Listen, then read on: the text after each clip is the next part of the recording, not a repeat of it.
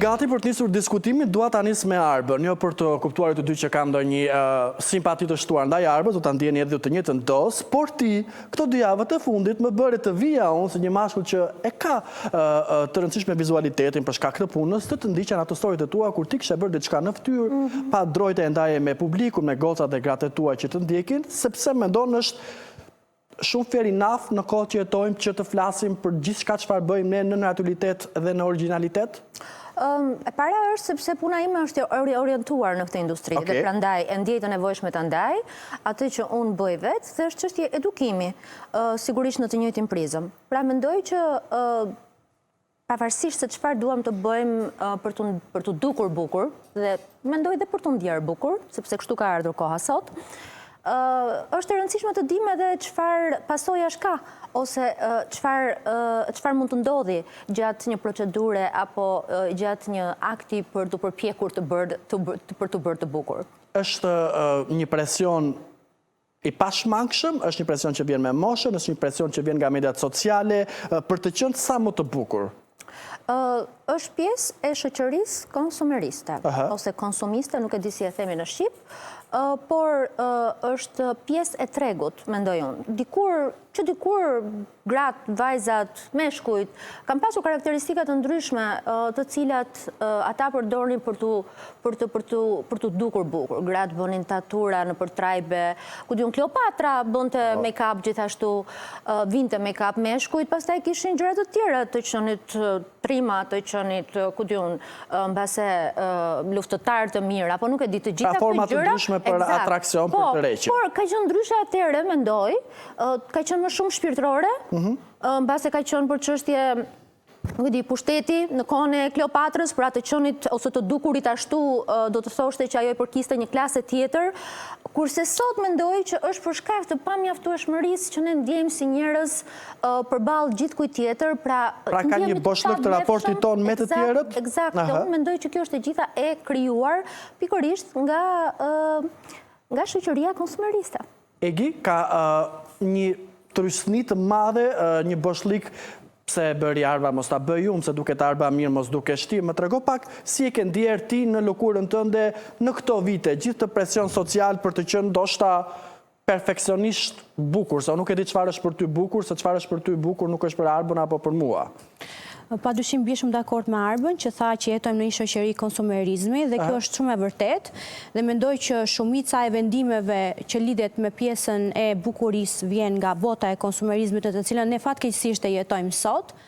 Dhe mendoj që do një përgatitje shumë të madhe emocionale, një dije shumë të madhe, njeriu duhet të lexojë, duhet të mësoj për veten e vet që mos të bjerë prej kësaj, që edhe nëse personi vendos të punojë në veten e vet diçka që e bën të ndihet më mirë, e bën të ndihet më bukur, të vi të buroj nga diçka e shëndetshme dhe jo nga diçka që thjesht unë po e përdor ose po e vendos te vetja ime sepse pash që e vendosi Arba apo dikush tjetër. A ka një risk në këtë mes nëse ti për shkak të diskutimeve që ne po themi, të rrethit shoqëror, duke bërë diçka si Arba, bërë si Arba, pra në diskutimin që të gjithë kemi ardhur në disa forma të ngjashme, fizike, vizuale, estetike, po bëhemi të gjithë njësoj? Po ekziston ky si fenomen dhe bie plotësisht dakord që po. Erik, po bëhemi të gjithë njësoj, të vinë vajza e çunat e ty të thonë dua të bëhem si Ermali. Unë nuk kam ndonjë biçep si jashtëzakonshëm, po, domethënë për të bërë si dikush. Po, në radhë parë asnjëri nuk, jo asnjëri, po shumica nuk mendojnë të bëjnë stërvitje për veten e tyre, gjithmonë fillojnë me një ideal, me një perfeksion, ka gjithmonë një perfeksion në mondi që unë them nuk ekziston. Ti nuk, se për shembull ti mund të kesh një problem gjenetik që nuk mund të rritet për shembull bicepsi sa ai personi që ke parë.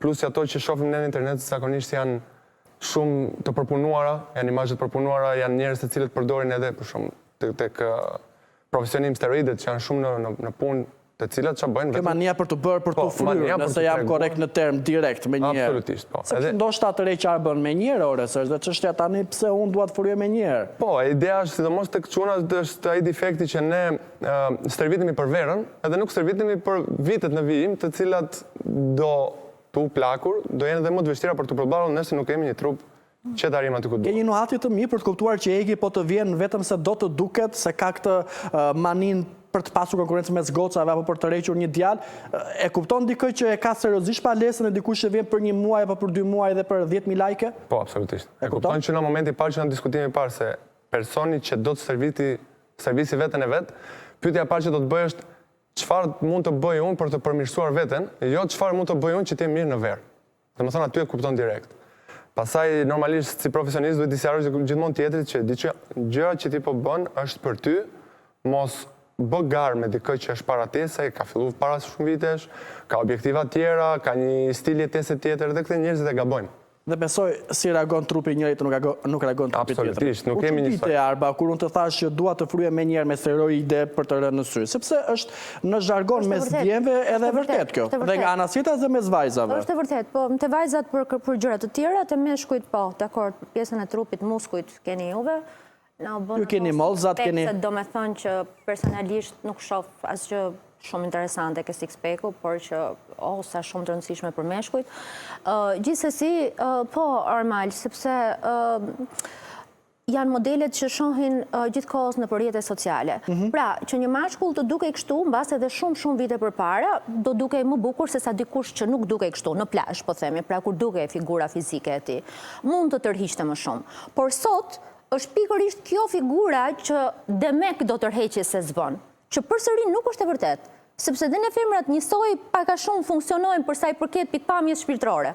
Nuk na intereson shumë të shikojmë atë trupin shumë të palestruar, si sa na interesojnë shumë karakteristika tjera. Tani kush e ka marrë keq informacionin këtu? Se ne na zë koka se si jemi ashtu se kështu na doni ju, ti thua që ne nuk të riqemi. Po dhe neve, jo shikoj gjithashtu dhe neve na dëm koka, neve femrave përgjithsisht na dëm koka sepse nuk dukemi si ato modelet e Instagramit, sepse e dim që meshkujt pëlqejnë ato modelet e Instagramit. Nuk është aq e vërtet. Domethënë, prit, nuk është aq e vërtet? Dakor, nuk është aq e vërtet. Por flasim në mas ka një perceptim sot. Pra nëse po flasim për atë partnerin që ti kërkon, sigurisht që mbase ti nuk nisesh nga një model e Instagramit fare.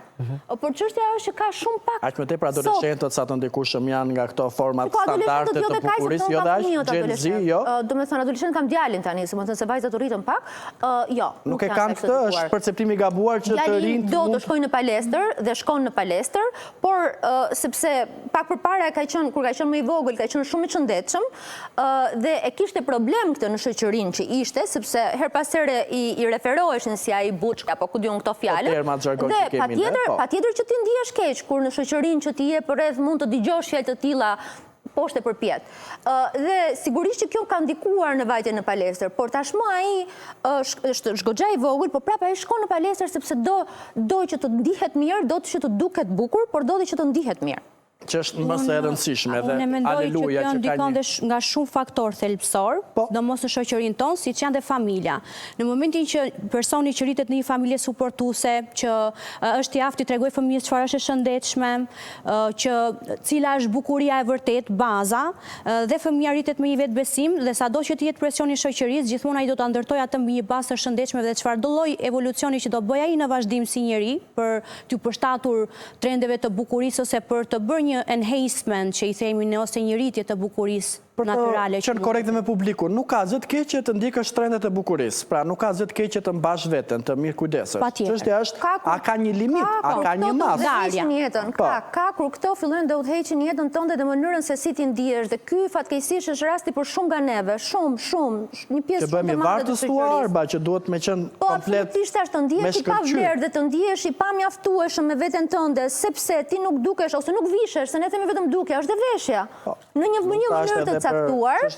Po, patjetër, kjo është e tmerrshme. Ky është problemi. Sepse idealet janë bërë ato, besojnë. Po, eksaktësisht pra. Se tani ti kur hap Instagramin, gjëja e parë që do shohësh është si kanë bërë flokët sot, si kanë bërë këtë sot. Askush nuk thot, ka filluar së fundi shqyqyrë më në fund që dalin njerëz edhe si unë që tregojnë në mënyrë thjesht gjëra, po ti për të bërë një video si po vrap tjetra ose tjetri duhet të jenë perfekt. Sikur po dalin në shëtitje darke dhe kjo është, këtu fillon problemi, kemi haruar të jemi thjesht. Ti ke dhe njerëz që vinë në palestër me tualet, me make-up, se s'dua të bëhen paragjykues, po... Nuk është paragjykim, aty është çështje higjiene. Se nëse ti përdor në një ambient i cili ka shumë mikrobe, make-up rreth parë bën dëm vetes.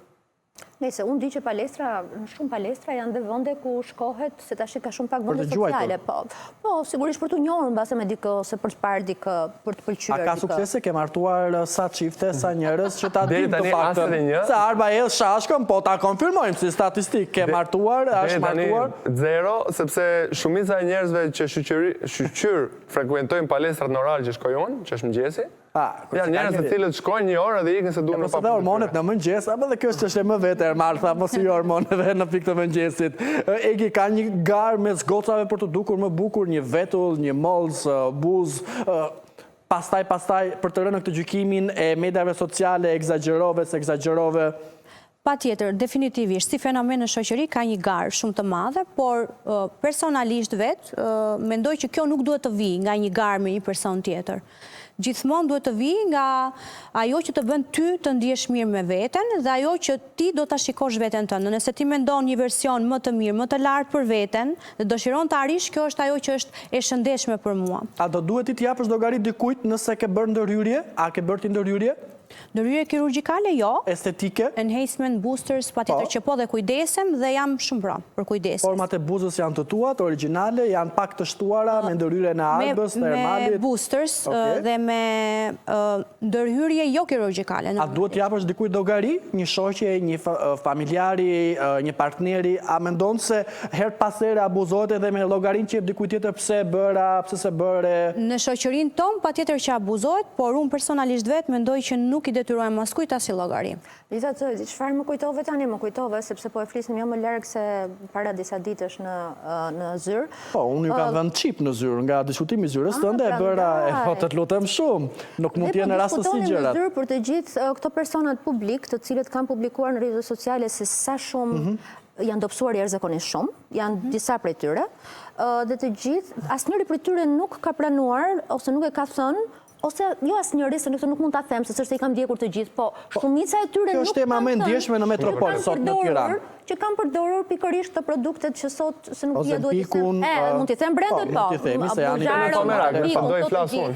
po, dhe nuk e përmendin fare që kanë përdorur të tilla në një kohë që dihet që kanë përdorur të tilla dhe dalin në rrjetet sociale apo mbas edhe në ekran tash, dhe deklarojnë që po, kanë bërë këtë dietën, kanë marrë këtë suplementin ose kanë bërë këtë gjën tjetër, kanë bërë këtë llojin e jetës shumë të shëndetshme etj.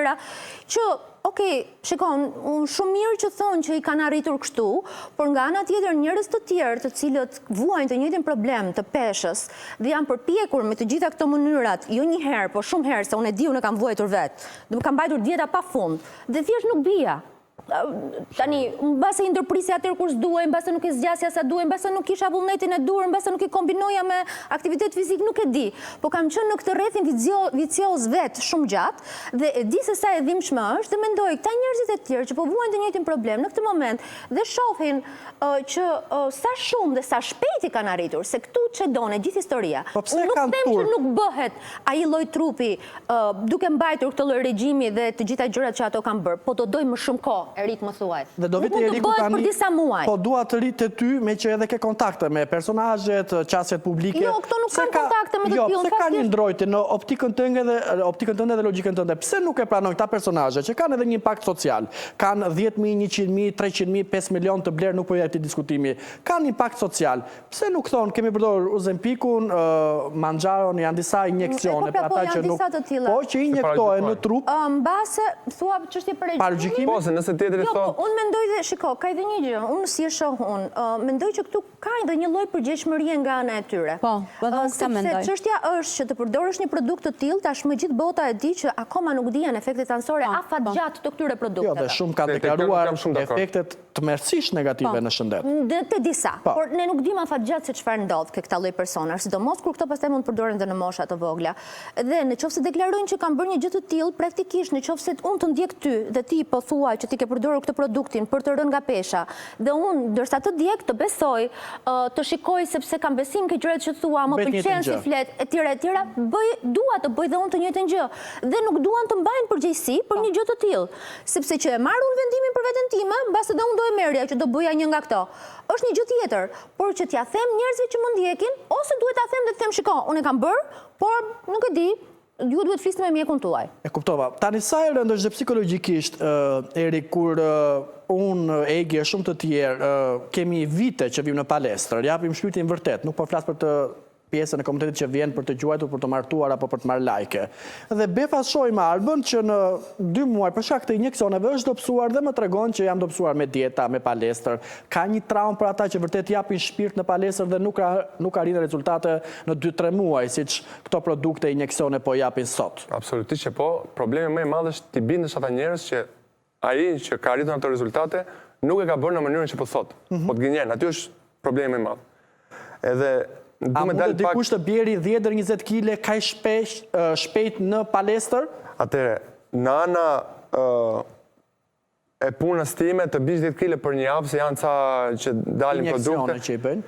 Tani, Ozempiku nuk e di, nuk du të prek aty, sepse akoma në studime si për është, por tani tjetëri thot çaj detox do bish 10 kg për 20 ditë. Po, janë dhe nuk këtë ekziston, reklamat të mërshme. sepse çaj detox është thjesht ujë me shije. Si vim fare këtyre. Si me thënë tani, pi çaj tin darkë dhe do psohesh nesër. Çaj me shije nuk është, lutem dash, unë. Asa shu, Ata gjëra brenda ai çaj. ka disa, po nuk nuk bën nga këto, jo, absolutisht. Tani ti tjetëri të thot me term të djeg dhjamin, kur ne dim që dhjami nuk digjet. Tani të kthehemi që këtë fazë. Aq më tepër që këto dalin sponsor, prindrit tanë që nuk kanë këtë njohurinë e ne të 3 dhe 4-ve. Dalin këto makinerit IMS, të cilat të lidhin ty me ca kabla, se zume i rënë shumë thellë edhe të thojnë bëti këte 2 herë në muj edhe do dobësojsh ti, pago 500.000 euro, bën atë të pasur mena javës, për vete nuk ke rezultat, po do humbasësh ujrat, mund të humbasësh sa ujra që ke, se IMS që bën, elektrostimul është, i cili zakonisht është për ata që kanë probleme, dëmtimi dhe duhet të kthehen siç kanë qenë. Po jo tani të servisit trupit, se kemi njerëz që servitin realisht kam klient, 10 muj, edhe mas muj 3-4 fillon të shohin rezultat. Ta shohin. Tani në mujnë e 10 si, po shijojnë frutat, them. Tani a ka një depresion, një pezmatim, një stres të tyre që price Arba me një injeksion u dobësua, pse duhet viu në palestër? Kur ka dhe një vakum informacioni, nuk ka një qendrim zyrtar, nuk ka institucione mjekësore. Po. Po unë mendoj që gjatë trupin që do bësh me Ozempik ose me çfarë lloj gjëje tjetër, duhet ta mbash pastaj. Po pastaj palestra bëhet me qef. Unë një herë që jam dobësuar kam shkuar shumë me qef në palestër pastaj, domethënë që kam hequr ato kilet e mëdhaja. Por që të jesh në atë peshën e madhe, para njërë është e vështirë që të bësh palestër kur je aq kile. Dhe s'është kaq e thjeshtë. Dhe e dyta është sa kohë do ti thjesht humbet gjithmonë më shumë dëshirën dhe do vi një moment do ta lësh se s'bën, domethënë do kthehesh prapë aty ku ishe në mos më shumë kile. Po. Egi, duket si trend, se nuk e di a jam korrekt nëse duhet të më është trend, po personazhe që po përdorin këto injeksione, që po dobësohen në mënyrë të menjëhershme, do kishe guxu ta bëje me veten tënde? Ka pasur momente që ndoshta dhe ti për shkak të 1 milion arsyeve do merre masa radikale, nëse mund të quaj kështu, për të dobësuar se është fenomeni, se duhet të duken bukur? Nëse do gjendesha në atë lloj situate, mendoj që do ta rishikoja si mundësi për ta aplikuar tek vetja, por që jam dakord me Arbën në këtë rast që dhe me fenomenin që ndodh që ndoshta shumë personazhe publike nuk e shprehin hapur për shkak se ajo nuk është një gjë e verifikuar, për shembull po flasim si për Ozempiku në këtë rast që Të paktën bota deri tani ka dhënë alarmet për efektet negative. Po, ka efekte alarmante dhe mendoj që kur nuk do ta kisha promovuar, por që për ta provuar, mendoj që ndoshta mund ta kisha provuar nëse do isha në një gjendje që do kisha peshë të madhe. Pra ti mendon që presioni i peshës së shtuar mund të çonte dhe ty, je sinqert të thuash nëse për të përdorur këto injeksione. Patjetër, sidomos sepse unë mendoj që, domethënë, personat që janë në peshë të lartë trupore kanë shumë simptoma vuajnë nga shumë çështje dhe mbi gjithë ato shëndetësore. Dhe prandaj në raste të tilla unë përveç se bëhet shëndetësore apo sa i bëhet dhe psikologjike dhe prandaj bie dakord sepse përdoret për një arsye të shëndetshme. Unë jam gjithmonë, domethënë, i shikoj gjërat që është për një arsye të shëndetshme. Nëse mua më bën të ndihem mirë psikologjikisht, nëse unë mendoj që është okej me atë që unë shikoj brenda parimeve dhe atyre që unë zgjedh për veten time, për mua është okej, por te promovimi është diçka tjetër. Ka një alarm Arba sepse edhe ata që përdorin, ndoshta i din këto efektet negative, sepse të gjithë jemi në Instagram dhe sociale, ChatGPT-ja sot. Po ama është kjo që thotë Egi, më jep qetësi. Domethënë nuk kam vite që mezi po pres të jem në format e dura. Dhe nuk dua t'ja di nëse unë do kem probleme me mëlçin, me veshkën apo me organet e tjera që kanë treguar këto studime që Ozempiku të paktën jep shenja të forta. Kjo është shumë më larg dhe nuk mund të bëj një krahasim për produktin, por për fenomenin, po. Unë jam në këtë industri që jam, sepse unë besoj që kështu si që jemi tani si shoqëri, nuk jam dakord me si që jemi, por kështu si që është shoqëria tani, të dukurit bukur është bërë shumë e rëndësishme për shëndetin mendor. Ka një balancë të shëndetit mendor, dukjes fizike dhe mendore? Të meshkujt dhe të femrat. Qoftë shëndeti i madh, qoftë ku diun një hund që s'më pëlqen, qoftë gjoksi që s'më pëlqen, apo ku diun, çfarë të duash ti. Syri, vetulla, nuk e di, janë bërë realisht, kthehen në probleme. Dhe kur këto të gjitha luajnë një rol të rëndësishëm në mënyrën se si këta njerëz jetojnë ditën, sepse është shëndet mendor, dhe për mua shëndeti mendor, pastaj vjen shëndeti fizik. Sigurisht janë të dyja të rëndësishme, po sa shumë dikon shëndeti mendor dhe në shëndetin fizik, njerëzit akoma dhe sot e kësaj dite nuk e kuptojnë dot. Dhe do thosha që sigurisht që një gjë të tillë, qoftë një produkt i cili nuk është kaq i sigurt për shëndetin, por për mua do ishte shumë e rëndësishme sepse jam në një gjendje depresive, për mënyrën se si ndihem, është mirë se shmirë gjë tjetër. Ishte edhe e çmoj që ndave, ku janë shokët që thonë këto termat. Shikoj, ndodh kudo në shkollë. Domethënë unë kam pasur shoqe që kam pasur syze dhe i thrisnin çore kur kam qenë në shkollë. Po, patjetër. Dhe të gjitha e kanë përjetuar, po njëherë një kohë nuk merreshin shumë me këtë çështjen e shëndetit mendor. Dhe tjetra ishte që njerëzit jetonin në komunitet. Dhe kur ti jeton në komunitet, prap do kesh një shoqe, disa të tjerë që do flasin, ti jeton me njerëz, kurse ne sot jetojmë shumë të vetmuar. Nuk jemi më maj shumë njerëz, ne jetojmë me njerëz virtual sot. Dhe të qenit vetëm, prandaj kjo është pjesë për mua e gjitha e shoqërisë konsumeriste. Sepse është pikërisht kjo që po bëhet, po e ndajmë individin nga komuniteti totalisht, po e bën të ndihet i vetmuar, ku e vetmja mënyrë se mund të ndjej vlera është që të ndihet i bukur si ato që shikon atje, dhe pastaj që sigurisht do dojë që të bëj ato që bëhen atje dhe të blej produktet që duken atje të gjitha gjërat e tjera, dhe vetëm kështu do ndihet një person me vlera. Jemi në kohë për të shpëtuar nga... Do doj kohë, mendoj që do doj kohë. Po prap, ata që e përdorin janë gati ta bëjnë këtë injekcion, për të qenë korrekt me termin, nuk e din që nëse ti nuk kujdesesh pastaj e tha Arba, ka pasur po ashtu personazhe VIP në Shqipëri, që janë rishëndoshur, kanë marrë riformat e tyre, do duhet të dinë ata dhe këtë efektin që duhet mbajtur vetja, dhe mbi të gjitha, si mund të heqësh dorë nga shija më e mirë në jetë, hiqja të seksuale, shija e ushqimit. Aty që ndonë problemi, fikse ushqimi. Njerëzit nuk din si të ushqen.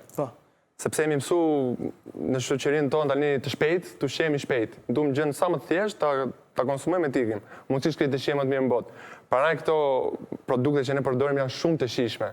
Por nutricioni, dhe më thënë, nuk janë të shëndetshme na shëndoshin, sepse kanë X sheqer më tepër, X si që janë kolorifikante më tepër, ngjyrues. Me thënë, janë gjëra, tani, të jemi me këmbë tokë, duhet të kuptojmë në radhë parë që gjeneratat tona, më përpara, nuk kanë pasur mundësi të ushqen, edhe normalisht, kur u hap tregu, bë shteti shqiptar i lirë, u fut në këto shijet e reja, edhe filloi të konsumojnë, të provojnë, edhe nuk dishin si të mësojnë gjeneratën e re. Që është e imja. Por ne, në vend që të mësojmë nga gabimet e gjeneratës shkuar, e kemi shtuar. Kemi bërë ne akoma më të shpejt se gjenerat e vjetër. Se gjysha dikur thoshte, qa ke pse qanë, u sheu. Mami im ka bët njëtën gjë. Kurse unë të këfëmija im, unë në fëmis tim edhe jahe, se di që shiqeri bëkeq. Përshpishim t'ja ato brokoli që unë për vete nuk duja me fut në gojë 5 vjeç. Pse? Sepse kam mësuar që... Ato bamjet. Po, në 100% që në dietës tënde, edhe nuk po flasë për fëmijë tani shumë të vegjël, po flasë më tani kur jem periudhën e adoleshencës, duhet të kishte një mënyrë që të mësojnë kalamat që, po, konsumon çdo gjë, te që them dhe unë, por 80% e dietës tënde, nëse është e pastër, ti për ditë 20% mund ta marrësh për ato gjërat e jo shëndetshme që them. Pra, për të kujdesur për veten, jo domosdoshmërisht do duhet të heqësh dorë nga shije të një pice, të një hamburgeri, të një hot dogu, se më duket sikur janë radikale gjëra. Pra, nëse unë nis një dietë, picën të harroj, hot dogun të harroj, ku ta di unë produkte tjera fast food, ka kështu gjithmonë, ti thua profesori Lagjës, më ironi në Instagramin tënd, po ka nga këto masat radikale? Jo, nuk duhet ekzistojë radikalizmi sepse ndodh ajo që tha Shpar. Ti fillon diçka nuk të pëlqen, e len, shton pesh. Edhe futesh në një lup, në një cirkël që nuk del dot. Që të dalësh në rrethit ti çfarë bën? E para punës nuk duhet të stresos veten me ushqime, sepse ushqimi është kënaqësi, jo stres. Fillon ajo. Ti, nëse Jemi në një mendje të tretë që është kënaqësi, se ndoshta, Është për mua. ajo dark, ajo dreka që për shkak ti e para punës është gjë sociale. Nëse ti limiton vetes gjëra, do të thotë shoqëria, ai dalin fundjavë, kam dietën s'dal, do të nuk konsumoj dot, do rrit shoh ju si hani. Ja të pres pak keki, ne ke hequr dorë nga disa produkte për të qenë në formën tënde më të mirë të mundshme, komplimenta po ashtu, më dukesh në formë të mirë. Nuk e di, a është kjo forma më e mirë e jotja, po Të falenderoj. Nuk heq dorë nga produktet. Ha fast food, ha supatje, salcë kosimi, shpatate. Por është ajo që tha Eriku që unë lë një përqindje të vogël për ato gjëra që konsiderohen jo të mira, të njëjtën gjë bëj edhe me djalin tim, siç mund të jenë pica, siç mund të jenë fast food, siç mund të jenë ëmbëlsira. Nuk jam radikale në këtë aspekt, por ama unë shkoj në palestër, mundojmë të ushqem me ushqime të mira, ato ushqime i përzjedh që të jenë sa më bio, domethënë kjo është ajo që unë mendoj që është shumë e rëndësishme, të krijosh një balancë. Ke përmendur disa herë gjetjen e paqes të qetësisë shpirtërore, që besoj e lidh edhe me besimin tënd. Po, patjetër. Transformimi që ti ke pasur në publik, vendosja e Shamis, ka marrë gjithmonë debate, ti ke folur dhe unë nuk dua të bëhem përsëritës. Po ka nga ana tjetër disa besimtar ose jo nuk e di, nuk jam unë për ta matur këtë gjë, që thonë që nëse ti je e devotshme nuk duhet të mirëmbash vete, nuk duhet të bësh të ndërhyrjet, nuk duhet të shkosh palestra, ku e di se çfarë. Ka her pas here stereotipe në lidhje me fen, me mbulimin dhe të mbajtur ose jo të vetes? E ke ndier në mediat online, në komente, këtë çështje? Patjetër që e ndjejmë në komente, madje në komente, sidomos tek ne shqiptarët në përgjithësi, kjo ndjehet jo vetëm te çështjet e fesë, po tek të gjitha çështjet e mundshme, dhe prandaj thash dhe më parë që është shumë e rëndësishme që njeriu të marrë dije dhe të marrë dije të vazhdueshme, të lexojë për gjërat që jeton në përditshmëri, qoftë në lidhje me fen, qoftë në lidhje me ushqimin, në lidhje me çdo gjë njeriu të ulumtoj, të mësoj vazhdimisht që të kuptoj edhe më shumë. Dhe duke qenë se shumica e komentuesve sipas mendimit tim, duke qenë se unë nuk jam një komentuese e mirë për veten time, nuk më pëlqen të komentoj të tjerë, të merrem sepse mendoj që është kohë harxuar kohë, energjia harxuar kohë, më pëlqen të fokusohem te vetja, të jem një version më i mirë i vetes time çdo ditë që kalon, dhe vetëm aty fokusohem. Mendoj që këto që komentojnë e kanë kohën shumë të pakët të mësuarin e gjërave të reja, dhe duke qenë se ti nuk e mësuar shumë, preferon të qëndrosh në atë vorbullën e energjisë negative. Vorbullën e gjithposhme që ke qëndruar, që ke dëgjuar. Ka stereotipet gabuara për vajzat që mbulojnë në Shqipëri, që duhet të mirëmbahen, që i kanë ndjerë këto reagime. Kjo vjen edhe tek, se këtu desha të dalë, kjo vjen edhe pasaj tek pjesa e fesë, që komentohen të tilla gjëra. Absolutisht me fe është shumë e lavdëruar që personi të kujdeset për veten estetikisht, normalisht jo të ndryshoj atë krijimin e vet që të dalë jashtë normave njerëzore ose asaj që konsiderohet e bukur në naturalitet, por që mirëmbajtja, për mendimin tim, është kusht. Neve kemi një shprehje që e ka thënë profeti Muhammed, paqja e Zotit qoftë me të, që pastërtia është gjysma e besimit, dhe Zoti është i bukur dhe e do të bukurën.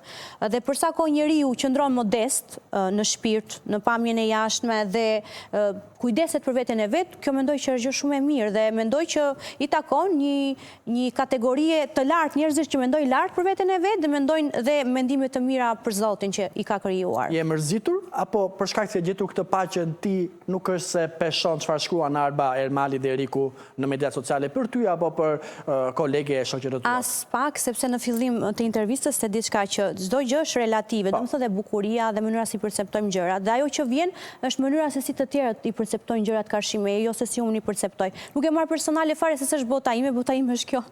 Është shqiptore e madhe kjo, Arba, që ti të jetosh në oazin tënd, në botën tënde, të gjesh veten përballë njerëzve që gjithmonë do komentojnë, gjithmonë do thonë u bë kjo Arba apo u bë ky Ermali. Ama se e dim se i ka bërë Eriku këtë trupin. Ne gjithmonë flasim në media, bashkë kemi folur disa herë që njerëzit nuk duhet të shfryjnë gjithë energjinë pa plot çështjet e paplotësuara të tyre në mediat sociale, po ata e bëjnë. Domethënë, gjithmonë kur një vajzë kuruar, egzageruar çështje më vete, ata janë aty për të nxjerrë gjithë fjalorin e Ka të një mërshëm. frustrim të madh në popull dhe sigurisht që të shkruash në rrjetet sociale mundësisht me ca profile falso dhe të vjellësh atë çfarë ty mezi po ta mban shpirti është bërë gjëja më e lehtë e mundshme dhe kjo ndodh rëndom, jam shumë dakord, por përsëri jam shumë dakord me Egin që Po keni rënë shumë herë dakord bashkë, duhet të Po, ta zgjidhni. bëjmë tash. Nuk është Unë nuk normale jam në një dakord program me Egin, televiziv, Erik, por të si lutem. Egi po them që, jo, seriozisht, të gjetur tek kësaj paqe është shumë e rëndësishme. Unë me kam pasur vetë problem, lloj-lloj komentesh dhe vazhdojnë akoma, thjesht nuk i lexoj më, domethënë edhe unë. Por që, jo, nuk ja vlen, e di pse, sepse unë dua të flas për gjërat e mia, pra të shkëputurit totalisht dhe të qenit hermetik nga bota, sigurisht që nuk është pozitive. Por dhe në qoftë se do të diskutosh me dikë, nuk është ky grupi i njerëzve me të cilin ti do të diskutosh dhe të kthesh përgjigje. Kështu që thjesht këto i injoron dhe kaq, dhe kthehem përsëri ka ajo që po thosha, që e kupton sa e rëndësishme është të jemi mirë mëndërisht, sepse kur jemi mirë bëjmë dhe këto gjërat e tjera. Dhe në qoftë se të dukurit bukur do të ndihmonte këto njerëz që të ndiheshin pak mirë, të ndiheshin më bukur me veten e tyre dhe të përcjellnin pak më shumë mirësi, ose sikur mos flisnin fare xhanëm, nuk ka pse të kthesh përgjigje domosdoshmërisht. Do doja këtë. E kupton? Mos shkruaj asgjë. Do ishte shumë më mirë. Edhe jam dakord. Problem shumë i madh për shoqërinë tonë, mendoj që është perfeksionizmi, sepse ne jemi shumë kritik ndaj njëri tjetrit dhe kërkojmë atë perfeksionizmin që kur nuk do jemi perfekt. Ne mundohemi të jemi më mirë, por kur nuk do jemi perfekt. Dhe një gjë që qëndron me figurat publike është që, do me thënë, ai që vendos ta paraqesi veten para publikut është që ai është njeri, do bëj dhe gabime, unë do bëj dhe gabime, po unë e pranoj veten time, di ta fal edhe për gabimet e mia, di dhe të përmirësohem. Kur ulem unë do ngrihem prap, unë luftoj. Çdo humbje për mua është mësim për mua, unë ngrihem sërish. Ndërsa njerëzit kërkojnë atë perfeksionizmin dhe kërkojnë që ti të jesh dikush ideal. Unë nuk do jem kur dhe prandaj kjo është një nga arsyet më të mëdha që mua nuk më intereson opinioni të tjerëve fare. E ka thënë Whitney Houston këtë në një intervistë. Ishte shumë. Jo, kjo ishte nga shpirti, E ndjeva, ka një dosë po aq më tepër që ti e provove shumë shpejt të futesh e pjesë në këtë botën e showbizit publike. Largimi të reqja ishte për këtë arsye, se pe shumë fake leak, pe shumë hipokrizi, apo jo? As pak. Mua më pëlqente muzika, më pëlqente bota e spektaklit. Nuk është që e kam pas në mendje të përqendrohem, por që kam pasur shoqëri afër që kanë qenë të botës së spektaklit, më kanë shtyrë shumë sepse kam parë potencial tek unë. Filloi po më pëlqente, gjatë asaj kohe unë se gjithmonë kam qenë njëri shpirtëror, gjithmonë kam dashur të gjej versionin tim më të mirë, siç e thash, çdo ditë mundohem që ta bëj, me të mirat dhe gabimet e mia dhe në momentin që unë kam lexuar për fen, jam përqendruar, kam bërë meditime në lidhje me jetën time, thjesht vendosa që të ndjek atë që mua më pëlqen dhe në momentin që nuk ishte bota e spektaklit, ishte kjo tjetra, unë e bërë. Po nuk jam dikuar nga njerëzit asnjëherë. Erik, kemi disa shpreje. Ti ke për të parë në programet e mia, Arba është me diplom, ti tani do vish më shpesh, do thuash sa imi kyer, mali perat sa kelbete. Kemi disa shpreje që i shohim pak në ekran dhe duhet më thuash nëse mendon njësoj ose jo, je pro apo kundër, e gjitha është çështje rastësie. Për shembull, a mendon ti se asgjë nuk e bën një grua më të bukur se besimi se ajo është e tillë? Duhet ishte një pyetje për gratë, më. Jo, dua ta nis me Erikun, duke qenë se punon edhe me goca, edhe në palesë jo vetëm, a është gjitha të besimit, të besojnë ato se janë të bukura? Do të pyesësh një grua për këtë, nuk mund të pyesësh një burr. Perspektiva ime është që sa më të fortë të jenë këtu, sa i jep këshilla gjithmonë në palesë. Aq më mirë do prezantojnë veten. S'ka të bëj shumë, është ajo që tha, nuk ka të bëj shumë edhe bukuria sipërfaqja, se po ke bukuria do zgjasë 10 minuta. Pastaj çfarë ke brenda? Ajo e ma një person. Ta besoj, po ka dria për balë, ka bërë buzët, ka bërë noflat, ka bërë shumë gjëra dhe është so pylli. Tani, edhe besimi, Arba... So pylli, çka, a gjithë është, përpërnej thashtë që duhet pyesësh një grua. Në qoftë se unë shoh veten time para pasqyrës dhe unë ndihem e bukur, asgjë tjetër nuk ka më rëndësi, sepse edhe çfarë përcjell unë, qoftë edhe ke meshkujt, qoftë edhe ke të tjerët, është pikërisht kjo që unë ndjej. Dua ta them kështu që ta kuptosh tamam. Kur jam ndier mirë me dikë, dhe kam qenë shumë mirë. Nuk kam dashur të bëj as make-up asnjë gjë. Dhe ndërkohë kam ecur rrugëve dhe kam dalë dhe kam shkuar, nuk e di, vende aty ku shkoj zakonisht, sepse dhe ndihesha kaq e bukur, dhe ndihesha kaq mirë me veten, dhe nuk isha fare interesuar për asë që çfarë ndodhte përreth dhe më duke sikur të gjithë të tjerët gjithashtu më shikonin mua shumë të bukur. Vetëm se ndihesha ashtu.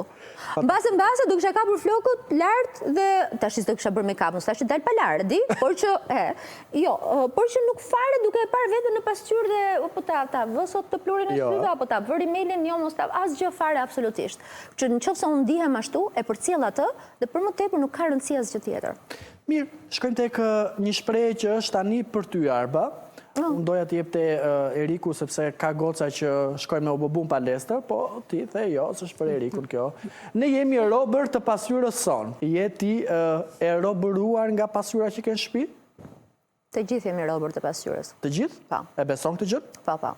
Në një mënyrë ose në një tjetër jemi. Jemi të gjithë robër Do të isha pasqyrës? hipokrite nëse nuk e thonë gjë të tillë. Patjetër. Mua më pëlqen shumë të shem pasqyrë, e shoh veten Sa pasqyrë. herë shikohesh në pasqyrë? Shpesh herë flas me veten në pasqyrë, e komplimentoj veten në pasqyrë, po. I thua sa Adhuron veten e saj. Po, Egi të dua shumë. Vërtet? Je shumë e mirë, po. Po. Arba, je bërë sot yll, i thua vetes në pasqyrë? Jo me fjalë me zë të lartë, por të mendoj. brendin tënd. Madje, patjetër. Ermali, desha të them edhe një fakt shumë të mirë. Do të them se ishte tema.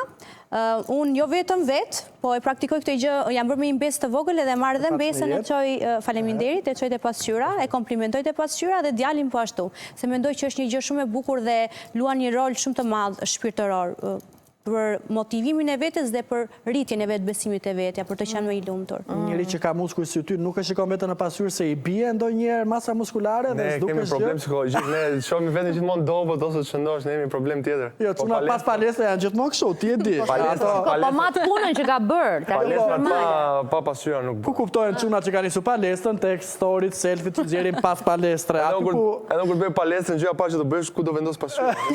Aty ku është gjithë truku janë tek pasqyrat. Kemi për Egin një shprehje tjetër, nëse je dakord Eg ose jo, të gjithë jemi robër të pasqyrës. E diskutuam për ty, kush varet nga muskuj dobësohet shpejt në shpirt. Më tani më ngatruar, ato duhet të ishte për Erikun kjo. Si është kjo varësia ndaj muskujve, ndaj formave, gocat kanë format para mbrapa?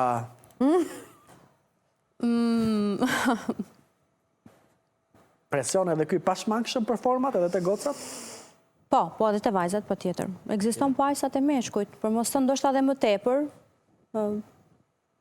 Për mendimin tim më tepër, duke qenë se jetojmë në një shoqëri maskiliste, më duhet që ta them, edhe më tepër është tek vajzat, dhe duke qenë se edhe vajzat në familjet shqiptare, dhe këtë duhet ta pranojmë se është një fakt, sa do hidhur që mund të na vi, rriten me më pak vetbesim dhe me më pak vetpëlqim se sa mësojnë çunat që të rriten nga familjarët. Kështu që normalisht do bëhet edhe më e tepër te vajzat.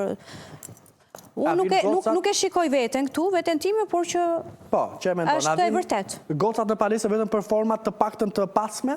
Po. Është ende kjo mania, nëse bën palestër, duhet të jesh nga mbrapa, mashallah? Është dorë me një, edhe madje të thënë për dita. Do më vrasja Arba për këtë që them. Madje më ka ndodhur në raste për shembull që kanë pasur mikesha të mia që kanë dashur të fejojnë, të martojnë ose kanë dalë me në një del, kanë filluar direkt palestrën ose stërvitjen fizike ose më kanë thënë që për shembull Egi do na japësh në një nga dietat e tua se të shkojmë bashkë në palestër, që të na ndihmosh pak, që të sistemohemi në zona të caktuara. Më është dukur shumë e çuditshme, domethënë jote për ta sistemuar fjalorin. Nga të pasme para dhe mbrapa që isha unë shumë zhargon Ermal shpate, po jemi në mbrëmje. Të sistemohen gocat mbrapa? Dhe them diçka që është vërtet, është dhe ky miti që nëse servisin trupin do bëhen si burra që nuk ekziston, edhe ka dhe atë hall. Ka raste pastaj që edhe egzagjerojnë, po këtu është. E di si është në fund ditës sa ndihet mirë me veten, kaq mbaroj, më bëj. Të sistemohen si të duam po Ermal, mos të gjejmë. Jo, unë mendoj që gjithmonë duhet të jetë për veten. Unë jam te kjo, domethënë që them vajza për veten, kupton? Sepse këto janë gjëra që ikin dhe shkojnë, nuk do të jenë këto arsye që ti të mendosh që të jesh versioni më i mirë i vetes. E di si e bëj unë patjetër, nuk jam në kundërshtim. Nxjerr Arbën nga vetja. Nëse unë them që ky sistemim thonë në Tiranë, është për të gjetur dikë. Për ta përdorur sistemimin që të tërheqin një sistemues mashkullor. Me këtë nuk jam dakord. Po flisni për trajbet përpara, tash nuk di të përmend emra se nuk jam kaq e mirë, por të gjithë kemi parë që ka kur një pretendohet që të bëhet një mating, si themi, një çiftëzim midis dy të rinjve në një fisk, dikur një herë një kohë, gratë zbukuroheshin në formën e vet, mund të bënin kërcime të ndryshme, meshkujt nuk e di mund të sillnin gjahun që kishin marrë për treguar të gjithë këtë forcën e vet, virilitetin e vet etj. Pra të gjitha këto janë përdorur gjithmonë për absolutisht për të tërhequr palën tjetër, s'ka ndonjë gjë të keqe këtu. Unë nuk jam në kundërshtim fare me këtë fenomen që të jetë, domethënë të zbukurohesh për palën tjetër është gjë shumë e mirë, madje, por që mendoj që të jetë specifikisht për atë gjë ose vetëm kur kanë evenimente të tilla ose situata të tilla. Por ndodhet edhe është më keq e ri kur sistemimi i arbës dhe jekit nuk vjen se duan ato të sistemohen, po se do bujari që ato të sistemohen. Aty doja me dalë. Është e më e keqe që shumë shpesh detyrohen. Ndodhet e tjetra që kanë qenë shumë mirë, janë futur në një marrëdhënie dhe kanë lënë veten pas dore. Pra dua të sistemohen se bashkëshorti im nuk më thot je më e mira, je më e bukur. Me ty bashkëshorti jot. Unë gjithmonë dal aty. Pse ti do ta bësh për ty, jo për dikë tjetër. E kuptova. Se me shkon palestër pa pat ti një arsye pse po shkon, do ndalosh deri diku. Kam dëgjuar dhe unë kështu raste të tilla që më thot ku di unë i dashuri apo burri që ty je shnoshi çik, duhet shkosh çik palestër. Unë nuk e di pse këto njerëz rrinë me këto njerëz, vazhdojnë akoma. Sepse që partneri im mund të mendojë që shiko, unë kam shtuar pak në peshë etj, ka forma të ndryshme për ta thënë. Ka mundësuar shpirt, shiko, do të shkojmë palestër ose ku di unë në një formë tjetër domethënë, po jo që të më bëj mua të ndihem keq dhe unë sepse ndihem keq duhet të shkoj në palestër. Këto realisht nuk e kuptoj fare këtë lloj situate. Edhe me kushte. Ka dhe kushte. Bini dakord të tre që këtë ta lëm për një herë tjetër, sepse është një temë vete, e ki faleminderit shumë që erdhe në program, besoj ju kënaqe. Rroft Berati edhe. Kushdo që na vjen nga Berati, po tani kishim shkuar në Mangalem. Çata. Ju sistemova mirë sot. Se e di që kishe me merak ta herë mali shumë i strecë, është jo jemi okej, faleminderit. Kujdes kur bën dalë të tjera televizive, se të piu e zeza, e di ti shumë mirë, Arba love you forever. Ne do të shkëputemi, kthehemi pas pak, sa të sistemohemi në studio me disa foto. Rikthehemi në Më prit të dielën.